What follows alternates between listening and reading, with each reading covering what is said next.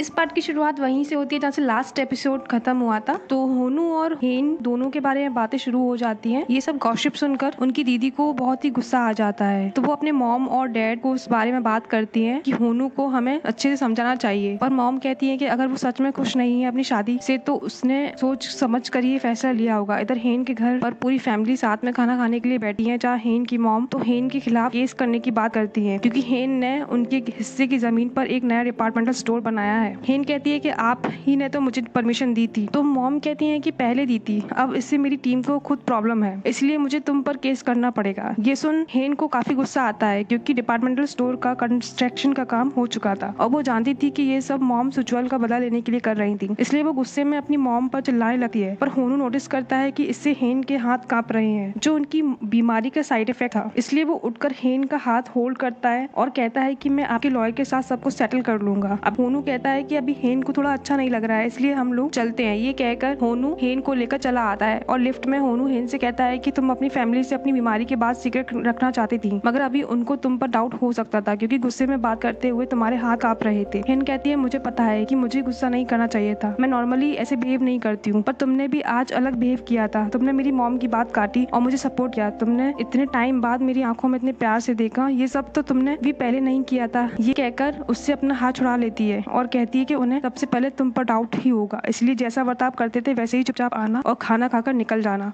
और कुछ एक्स्ट्रा करने की जरूरत नहीं है। ये कहकर हेन अपने रूम में चली आती है। इसी के साथ हम होनू भी चला आता है यांग के साथ ड्रिंक करने के लिए जहाँ वो यांग से कहता है कि नहीं, मेरा और हेन का कुछ नहीं हो सका, हमारे बीच इतनी जल्दी सब कुछ ठीक कैसे हो सकता है जबकि हम 3 सालों में एक दूसरे के साथ स्ट्रेंजर की तरह रहते आए हैं। तो यांग उससे पूछता है कि क्या तुझे उससे प्यार नहीं था? मैंने तुम दोनों को ही देखा है, 3 साल पहले तुम दोनों एक दूसरे से पागलों की तरह प्यार करते थे। वो तुम्हें मनाने के लिए तुम्हारे होम टाउन हेलीकॉप्टर लेकर पहुंच गई थी, अपने पेरेंट्स के खिलाफ जाकर उसने तुमसे शादी की। हम सबको पता है कि जब तुम दोनों एक दूसरे से प्यार करते थे, तो अब बताओ कि वो क्या था? होनू कहता है कि वो तो सालों पहले था। तो यांग उसे एग्जाम्पल देकर समझाता है कि ऐसा नहीं होता। एक बार अगर हम स्विमिंग करना सीख जाते हैं, फिर भी हम 10 साल 20 साल बाद भी स्विमिंग करना नहीं भूलते हैं। उसी तरह प्यार भी होता है, भले ही तुम भूल गए हो पर तुम्हारे दिल को पता होता है तुम जिससे प्यार करते हो। होनू कहता है कि स्विमिंग और प्यार दोनों अलग अलग बात है, प्यार में कुछ स्पेशल नहीं है। हमने शादी की क्योंकि हम एक दूसरे से प्यार करते थे, तो फिर शादी के बाद हमारा प्यार कहाँ चला गया? इस पर यांग कहता है कि एज अ डिवोर्स स्पेशलिस्ट मुझे लगता है कि मेन प्रॉब्लम शादी में ही है। शादी के बाद लड़का लड़की हमेशा के लिए एक दूसरे के साथ बन जाते हैं, इस वजह से लाइफ में कोई और एक्साइटमेंट नहीं बची है, इसलिए एक दूसरे के साथ झगड़े वगैरह होते हैं। कुछ केस में काम में बिजी होने की वजह से प्यार का टाइम ही नहीं मिलता, इसलिए पति पत्नी के बीच दूरियां बनने लग जाती है। और मुझे लगता है कि तुम्हारी केस में भी यही हुआ है। और आखिर में यंग हम जैसे सिंगल्स के लिए कहता है कि अगर लंबे टाइम तक अपनी लव लाइफ को जिंदा रखना